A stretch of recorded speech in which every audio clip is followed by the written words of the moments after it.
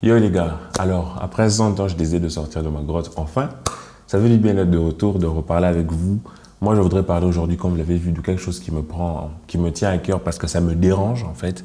On va parler de Laporta et son équipe, sa gestion ou leur gestion du cas Franky et plus largement même leur gestion des contrats et de la communication de tout ce qu'il y a autour de l'équipe première. Moi, personnellement, ça me dérange. Je donne mon avis dans cette vidéo. Tu donnes ton avis dans les commentaires. Je lirai tout et je répondrai à tout. C'est la première vidéo de la journée. Je sors une seconde vidéo un peu plus tard dans la soirée. J'espère qu'elle vous plaira aussi. Pardon. On parlera des pépites ou plutôt des joueurs à observer pour cette nouvelle saison. On va donner des raisons et patati patata. Et avant de commencer, bien sûr, abonne-toi, like, partage, ça fait du bien. Ça nous permet de prendre du muscle sur la chaîne. Allez, on commence.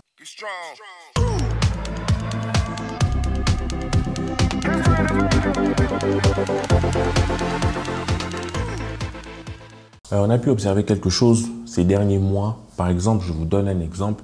Lorsqu'il y avait eu dans la presse des dossiers ou plutôt des informations qui fuitaient disant que non, il fallait que les capitaines puissent réduire leur salaire, il fallait que patati patata, il a fallu que Busquets démente dans les journaux, il a fallu que Jordi Alba démente et qu'ils disent que non, on ne nous a pas parlé de ça. Même Laporta qui a lui-même, on va dire, avoué qu'il y a eu un problème, un souci avec Busquets. Donc vous voyez que quelque part, on a très mal géré ça. Et quand tu vois qu'à côté, par rapport à l'histoire de Franky, ça fait des mois, en fait, je ne sais pas si on se rend compte, en fait, peut-être, franchement, le gars, il a un grand cœur, en fait. Ça fait des mois, avant même de dire cette phrase, j'aimerais dire, moi, je ne défends pas forcément Franky, ou je ne dis pas forcément qu'il doit absolument rester, ou qu'il doit absolument partir. C'est vraiment, on juge juste les faits. Et je pointe particulièrement du doigt la communication de Laporta. Je comprends, ça a du sens, ce qu'il veut dire. Je comprends l'idée, mais je pense qu'elle est mal faite. Alors, continuons, je disais que ça fait des mois que dans la presse, il y a des articles disant que non, on veut vendre Franky de Jong. Avant même que la saison se termine, hein, on disait vendons Franky de Jong pour financer Haaland. On n'a pas besoin de Franky de Jong. Il y a déjà Pedri, il y a Gavi, il y a Sergi Roberto. Et depuis un moment, vous voyez, on l'associe toujours à un départ, Et pendant le mercato, ça a pris une ampleur, en fait. Gérard Romero, le joueur, le journaliste qui est le plus proche du Barça, en tout cas en termes d'informations, c'est lui qui sort le plus d'informations et des informations les plus fiables, annonçait déjà, je pense avant même le mercato, que Franky de Jong à Manchester United s'était fait à 95%. Ça avait bousculé Internet et tout. Et jusqu'à aujourd'hui, il y a des rumeurs. Non, Franky doit partir, Il est vendu. Accord avec Manchester United, non, 65 millions. Non, Chelsea est dans la course. Et tout ça, Juan Laporta vient après et nous dit quoi? Que Franky de Jong n'est pas à vendre. Il est dans mon équipe. Franchement, je comprends qu'un coach ou qu'un président ne va pas venir dire que non, nous sommes prêts à vendre Franky. Surtout que c'est un joueur qui a de la valeur. Ça va faire baisser sa valeur. Mais c'est que Juan Laporta a dit, ce n'est pas en mode... ouais, voilà, nous comprenons tout ce qui sort de les médias, mais il n'y a pas de nouvelles, tout est bon. Et quelque chose comme ça temporisé, mais non. Juan Laporta parle à l'affirmative, que non, Franky est un excellent joueur, on n'a pas besoin de le vendre, il est bien avec nous, il est dans l'équipe. Donc on se dit, mais si tu sors des propos pareils et qu'après tu vends Franky, tu passes pour quoi en fait? Le problème, c'est même pas Franky seulement. Comme je vous ai dit, il y a les capitaines et tout ça. En fait, cette saison, l'équipe Laporta a fait fuiter, on va dire. Franchement, il a fait fuiter, fait filtrer des informations qu'on ne peut pas avoir clairement comme ça. Il y a trop de fuitage, si je peux le dire comme ça, autour du club. C'est ça le problème. Ça concernait Gavi, Gavi et son agent, Franky, son agent, Dembélé, son agent, les capitaines. Vous voyez, tout ça, ça fait beaucoup. Et après tout ce qui se passe avec Franky, Juan Laporta dit ce qu'il dit et il ajoute que non, Franky est dans l'équipe, mais on doit revoir les salaires. Qu'est-ce que ça veut dire? Et juste après, il y a une nouvelle vague d'informations. Non, Franky, l'année prochaine, va toucher 300 milliards de dollars. Il doit réduire son salaire, patati patata. Et avec ça, viennent d'autres informations qui disent que Franky, lui, de son côté, n'a jamais entendu parler de salaire. Le club ne l'a jamais appelé en mode « ouais, vas-y, viens. Franchement, c'est que l'année prochaine, ça ne va pas, il faut qu'on réduise. » Rien. Et c'est même ce que Busquets disait. Busquets disait que le club ne nous a pas parlé de réduction de salaire. C'est pas normal d'apprendre ça dans les médias, par les réseaux sociaux. Donc, des mecs comme les capitaines du Barça, comme Franky, ils sont là, ils swipent sur leurs réseaux sociaux, ils lisent les réseaux Mundo Deportivo, je ne sais pas quoi, Sport, c'est ce que vous voulez, et ils tombent sur non, Franky de Jong doit réduire son salaire parce qu'il gagne trop. Ça se fait pas. Ça se fait pas. Ce sont des méthodes, moi je trouve, ce sont des méthodes assez lâches. Peut-être qu'après, dans la réalité, Franky de Jong avait déjà connaissance du fait qu'il devait réduire son salaire.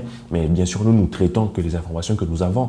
Et de ce qui me parvient, il y a beaucoup de choses qui fuitent autour du club sans forcément que les concernés soient directement mis au courant. Et je trouve que c'est une très, très, très mauvaise méthode. Dans le cas particulier de Francky, c'est soit on est en train d'expérimenter des méthodes de torture, soit on est des lâches en fait. Parce que c'est pas possible que pendant des mois, tu balances au mec qui doit partir, il doit partir. Et le mec est là à dire, je veux pas partir, j'ai envie de rester, j'aime Barcelone, Barcelone c'est ma maison, j'ai envie de réussir, c'est mon rêve. Et après, le même joueur est en train de voir dans les médias plein de journaux en parler parce qu'ils sont pas bêtes. Hein.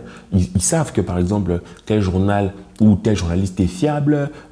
Donc, ils savent, quand ils ont vu Francky, j'imagine, il doit avoir, avec le temps qu'il est au Barça, il sait à peu près qui est le personnage Gérard Romero en termes de news pendant les mercatos. Et il voit que son nom est évoqué à 95% à Manchester United. Puis après, non, finalement, il n'y a pas d'accord, 65 millions. Moi, dans tout ça, je me dis, est-ce que le mec était même au courant? Est-ce que le mec, on lui a dit que non, vas-y, on te vend? Le club s'est mis à écouter les informations, comme ça, les propositions, et n'a pas mis au courant le joueur. Donc moi, je trouve qu'on peut dire ce qu'on veut, mais il ne faut pas que l'on puisse croire que Laporte et sa bande, c'est un groupe d'enfants de cœur en fait. Ce sont des personnes qui ont aussi des méthodes et des manières de faire qui ne sont pas très très plaisantes. Moi, ça ne me plaît pas. Qui ont une manière de traiter les joueurs étrangers, que ce soit Francky, que ce soit Depay, qui est vraiment bizarre. Et je trouve que toute l'atmosphère qu'il y a autour du départ de Jong, tout le forcing qu'il y a est très très très étrange. Parce que c'est le dossier dont on a le plus parlé lors de ce mercato. Vous comprenez? Donc, comme je disais, il n'y a pas de mal à vouloir vendre un joueur. Il n'y a pas de mal à vouloir renégocier des salaires. Il n'y a pas de mal à vouloir faire des changements au niveau des capitaines. Il n'y a pas de mal à vouloir virer un mec, en fait. Ce n'est pas un scandale en soi. Et même dans les grandes équipes aujourd'hui, dans le monde d'aujourd'hui, désolé si vous entendez du bruit, c'est devenu monnaie courante qu'il y ait des informations qui filtrent toujours avec les journalistes et leurs contacts. Donc, c'est pas ça le problème. Le problème, c'est quand tu filtres un peu trop, tu fais filtrer un peu trop d'informations. Avec Barcelone, il y a un peu trop d'informations qui sortent et on a l'impression qu'à chaque fois que ça sort, c'est une manière de faire pression aux mecs concernés en fait. Franchement, désolé, je sais pas. Je sais pas pourquoi il y a autant de bruit aujourd'hui. À 7 h d'ailleurs, il est 2 h du mat. Mais bon, voilà. Alors, à chaque fois que les informations sortent sur un joueur en mode « Ouais, vas-y, le contrat de Gavi, il est en train de traîner », tu te dis que l'information qui sort, tu as l'impression que le joueur concerné n'est pas au courant. Et des fois, ce sont des informations très précises, des fois, c'est même des informations vraies, mais qui ne devraient pas sortir à ce point. C'est vrai que tout ce qui entoure le Barça est beaucoup plus médiatisé que dans les autres clubs, mais je pense que quelquefois, la présidence, en fait, Laporte et son équipe font fuiter expressément certaines informations pour faire mal en fait, pour déséquilibrer ou pour faire certaines choses qui sont... C'est de la psychologie. C'est comme tu fais fuiter des informations sur le salaire de Francky en mode il gagne trop pour justifier le fait que tu le pousses vers la sortie pour gagner des sous, pour financer d'autres transferts. Vous comprenez parce que dans la fanbase, on aime beaucoup Francky. Donc il y a beaucoup de méthodes d'entourloupe et tout ça. Mais bon, comme je vous ai dit et comme je le dis souvent, quand tu es président du FC Barcelone, c'est de la politique. Tu es obligé de faire de la politique et dans la politique, il y a énormément de mensonges, énormément de non-dits. Moi, personnellement, ce n'est pas une méthode qui me plaît. J'espère qu'avec le temps, ce genre de méthodes seront de moins en moins prisées ou utilisées au FC Barcelone parce que personnellement, je trouve que la communication de Laporta, comme je vous ai dit, elle est horrible en fait, elle est mauvaise parce que des fois, il y a lui qui dit quelque chose, puis quelqu'un d'autre qui vient dire quelque chose. Alemani qui dit ça, lui, il vient, il dit quelque chose, il dit qu'on va signer le Barça de retour. Quelqu'un d'autre vient nous dire qu'on n'a pas les sous. Donc, vous voyez que quelque part, il y a beaucoup de choses qui sont dites par sentiment. Chez nous, au pays, on dit dans l'oyengé. Mais comme c'est avec la déclaration de Laporte, où il dit que Francky va rester, je pense qu'il a dit ça par sentiment parce que Juan Laporte est quelqu'un de très sentimentaliste. Mais si on doit regarder les faits, je vois très mal Francky rester aujourd'hui. Donc voilà les gars, ça c'était mon avis sur cette première vidéo. J'espère que vous a plu. Je vous attends sur la prochaine vidéo. Je vous attends sur les commentaires et dites-moi s'il y a quelque chose à améliorer, bien sûr. Comme vous avez vu dans le coin là, il y a une étagère qui est totalement vide. Il n'y a plus mes cahiers là. Donc je vais chercher à la remplir avec quelque chose de très intéressant. On va voir. Donnez-moi des idées en commentaire. Bon, les amis, on se revoit pour la prochaine vidéo et que la paix soit sur vous. Ciao.